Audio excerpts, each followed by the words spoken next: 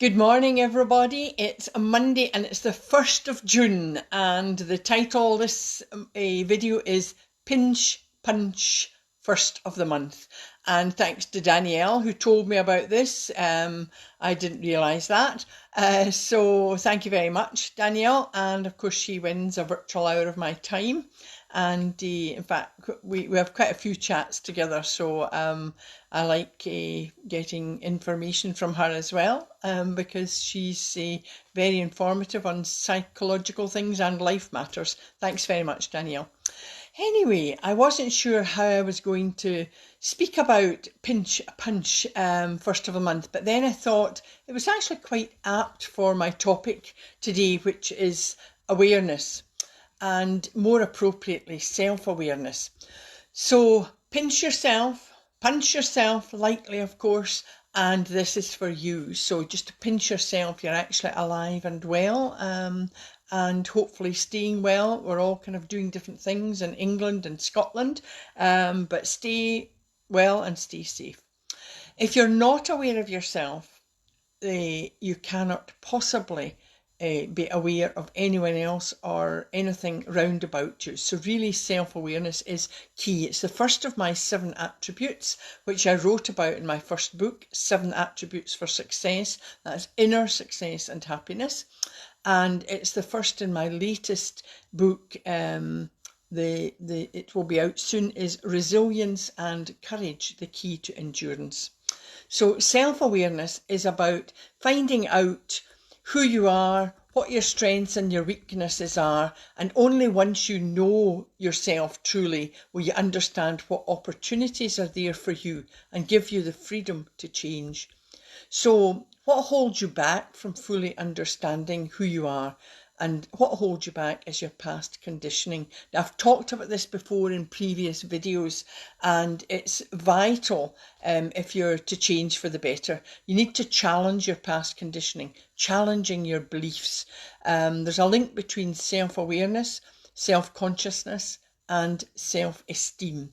So now this can be confusing because it means being self-aware but not being too self-conscious. It means not too self-conscious that it impacts on your self-esteem and knocks your confidence, and you don't want to be so confident that people see you as arrogant.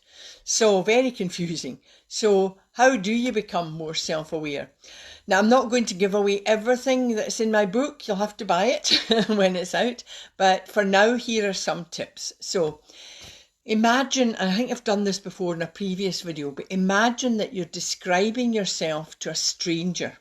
What words would you use to describe yourself? And you can make a list if you want at home. And do you use positive words or negative words? Do you describe your job rather than you, which is a tendency we tend to do? Were you modest, too modest, or were you boastful, or were you arrogant? There's no one answer to this, but by doing this sort of exercise, you would be getting an idea, you should be getting an idea of who you really are. And then look back, look at the words you've written and kind of say to yourself, is it actually you? You have probably been given labels over the years. Oh, he's the joker, she's the clever one in the family. Oh, he won't go far. Oh, she won't go well at school because she's very lazy, and so on. So you need to ask yourself questions. Are these labels really you? I was quite lucky because if I was labelled, oh, she'll never make much of her life. But I had this bloody-minded gene. Excuse the swearing at this time in the morning, but that's what it was. And it kind of stood me in good stead, actually, for tell me if I can't do something, and by gum, I will do it. So you need to ask yourself some questions, and these are you where you live? Are you your job? Are you what you look like? Who do you like spending time with? And then kind of make a list of your strengths and a list of your weaknesses. How long is your weakness list? And I think I've talked about this before, that there's a tendency for modest people, no matter where. I think we have this certainly, maybe it's a Scottish trait, maybe an Irish trait, Celtic trait, don't know, but we tend to kind of be overly modest. So we'll focus on our weaknesses. How long is your strengths list? So you need to challenge these things and look at them again, and then challenge your beliefs. Are these your beliefs, or are they actually the beliefs of someone else? Someone's told you these beliefs. And when you do this, you start challenging the way you think. And only when you do this can you change the way you think. So changing your mindset is important if you want to improve your overall well-being. And of course, you can't really be a good leader. Now, I've written about leadership, and that was challenging. Quite enjoyed doing that. It was more an academic book, but it got me to think about leaders and people whom I consider that are maybe not very good leaders. So I started looking at what makes a good leader. And a good leader has self-awareness. Self-awareness underpins the ability to lead with a sense of purpose, openness, trust and authenticity. And self-awareness explains your successes and your failures. So when you're self-aware, you not only better understand yourself, but you understand others, which is important.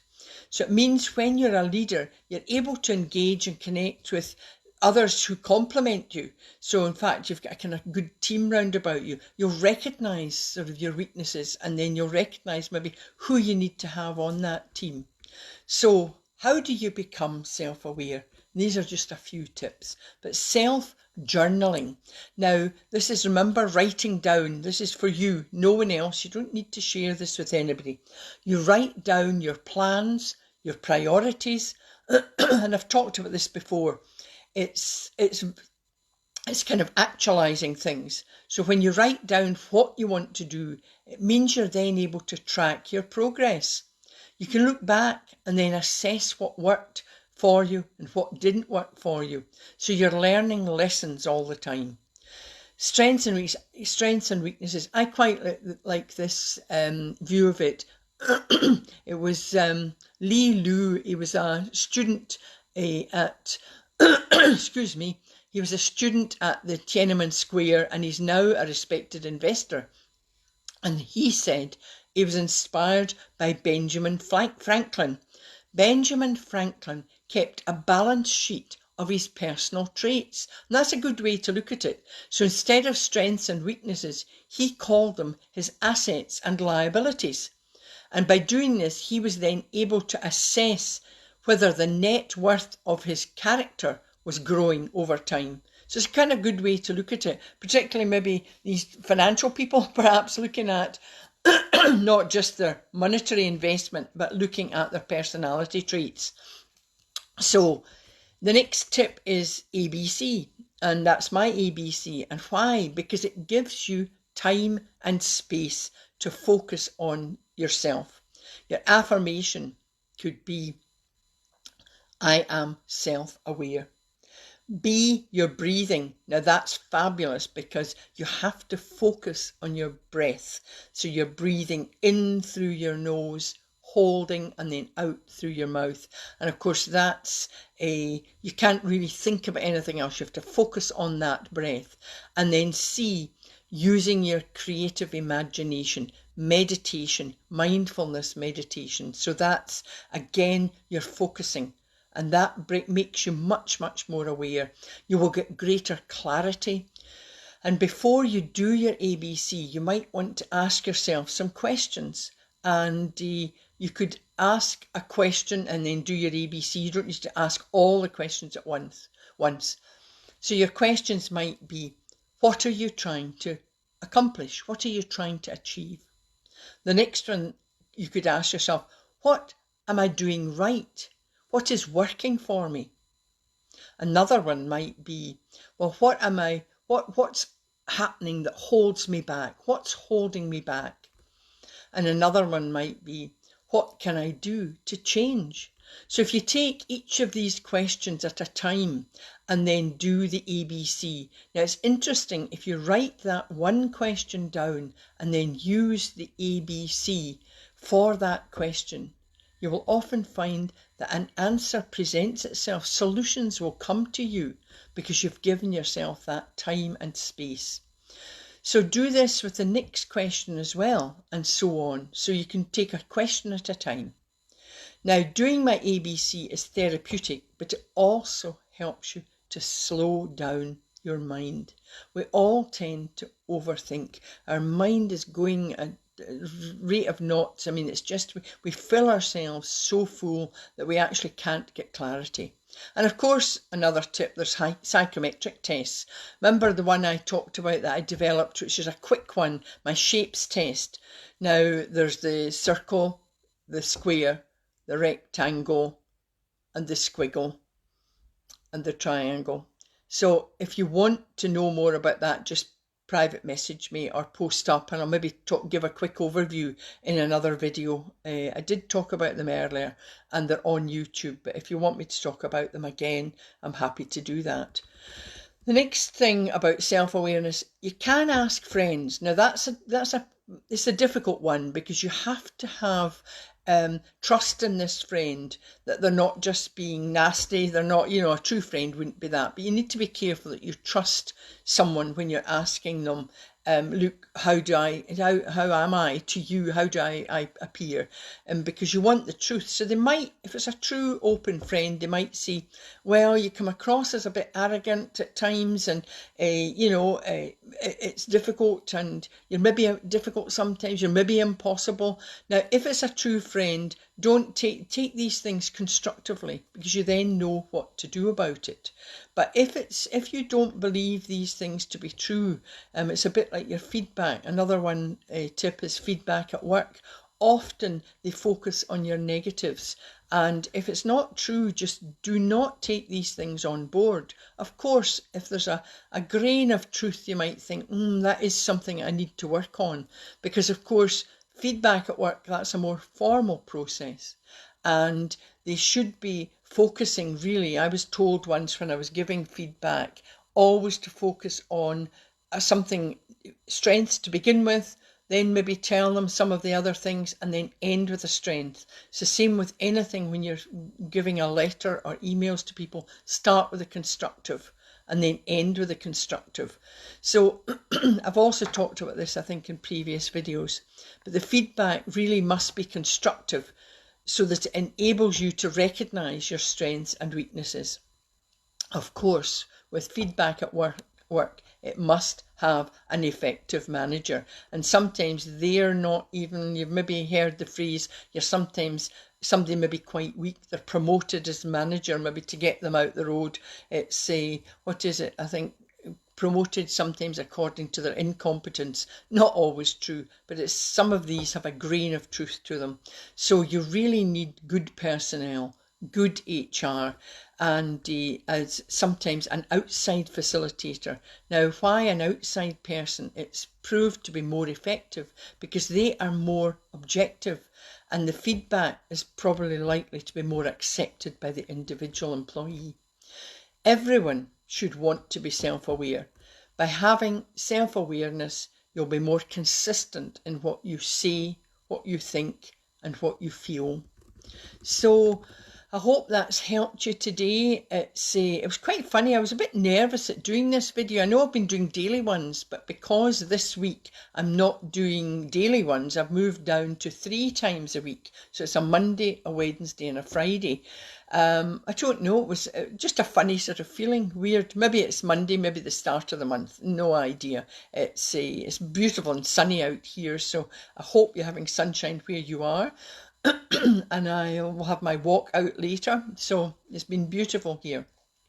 Anyway, I thought that I'd do a meditation which would help be self-aware, be self-assured, and I'm calling this one the water lilies. So if we want to sort of sort ourselves out, shoulders back, get ourselves seated nicely and our feet on the ground. And of course you can follow the videos, I'll post them up so you can listen to them later if you're not able to do them at 10 o'clock. So we close our eyes and just take a deep breath in through the nose. Hold. And then exhale through the mouth. Now imagine yourself sitting beside a calm lake. All is still and calm. pink and white lilies appear, floating across the surface. White swans meander gracefully in and out of the pink and the white clusters. Long necks stretch in self-assurance. Breathe in through your nose and stretch your neck and lift your face and head. You can say in your head, I feel self-assured. The lilies float by, appearing and disappearing, blending, mingling. Now stretch your neck again and say to yourself, I feel positive. I feel self-assured. I am aware of everything around me. Now take a deep breath in through the nose and hold, and then exhale. And slowly open your eyes and say to yourself, I am positive and calm. I am self-assured and confident. I am more aware of everything around me. And then you can relax and just sugar your shoulders and arms. Thank you, David. David has just put up the Peter Principle is a concept in management developed by Lawrence J. Peter, which observes that people in a hierarchy tend to rise to their level of incompetence and employees based. So we can maybe look that one up. That looks really quite good, David. Thank you for sharing that. Because I know these phrases are bandied about, but I always remember, the one I always remember is like one bad apple. All these things have some kind of background to it that really, it's got a grain of truth to it. So thank you again for watching. I'm now going to be doing the videos, as I say, 3 times a week, and the next video is going to be Wednesday, and I'm going to be talking about resilience. Now that's my second attribute. I think we all have, I talk about 7 attributes, we all have them, it's we don't always use them. So I'm also pleased to announce, I'm absolutely delighted that The Weight of Emptiness, Comfort and Hope for the Loss of a Loved One is in the final stages with the publishers, so I'll keep everyone in the loop. It's getting exciting for me now. I'm really getting quite excited about this. So if there's other topics you'd like me to speak about, because I'm doing this the 3 mornings a week throughout June, and then we'll see what happens. Delighted that you've come on, and the people that have been watching and listening, and have a fabulous day. And I'll clock in with you on Wednesday. Virtual hugs to everybody. Thank you very much. Bye.